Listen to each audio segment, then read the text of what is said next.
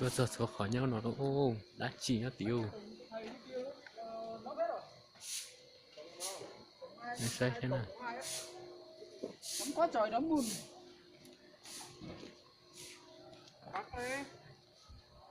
này ô hơn lượng nhất rồi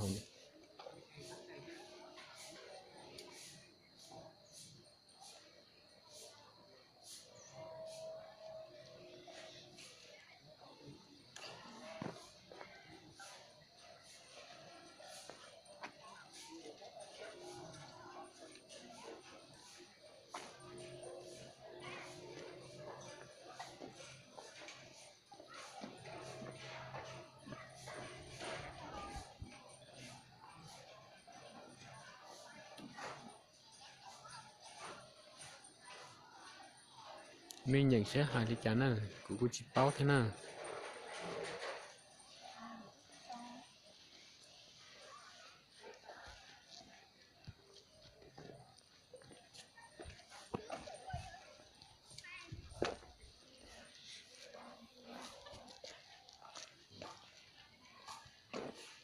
đây một trái xanh hậu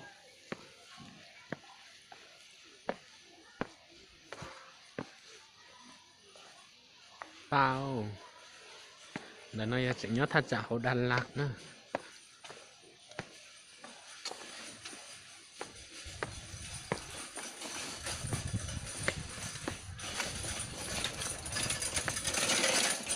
ô ba đã chỉ nó một xí đủ luôn này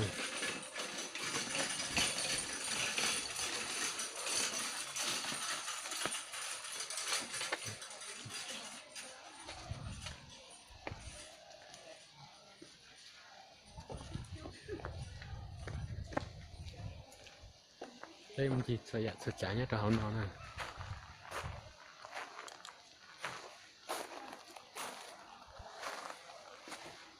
hello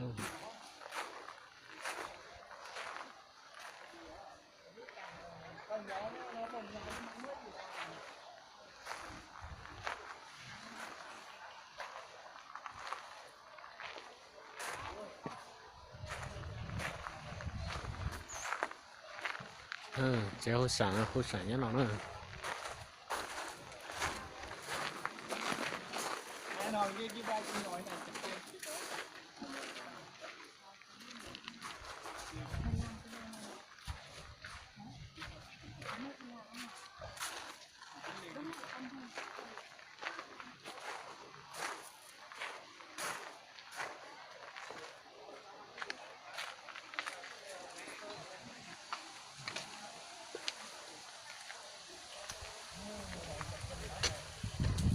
để có được quả đây đừng có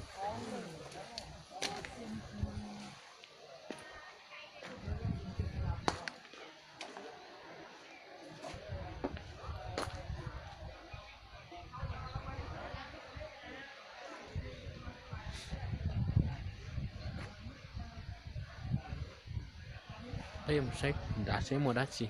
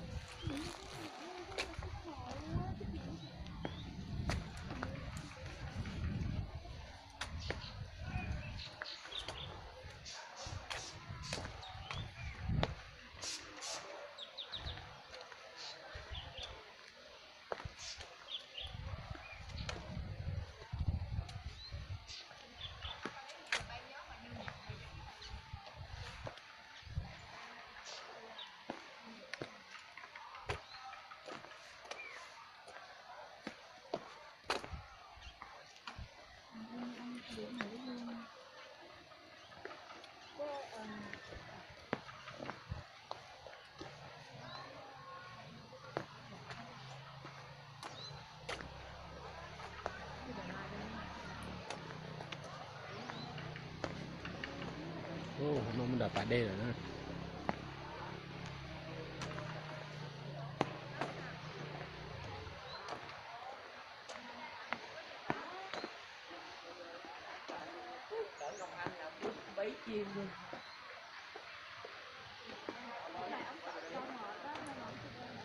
biết là người ta quậy giữa đường á, ông có cái giữa đường ông tăng xe rồi bao luôn á. Em thấy có chạy ra ngoài đường á. Cái gì vậy? Bị tát hả? Chở Ngọc Anh là quýnh banh chành luôn. cái sáng này giờ nó một bữa tự cho sợ Facebook chứ tự YouTube này sao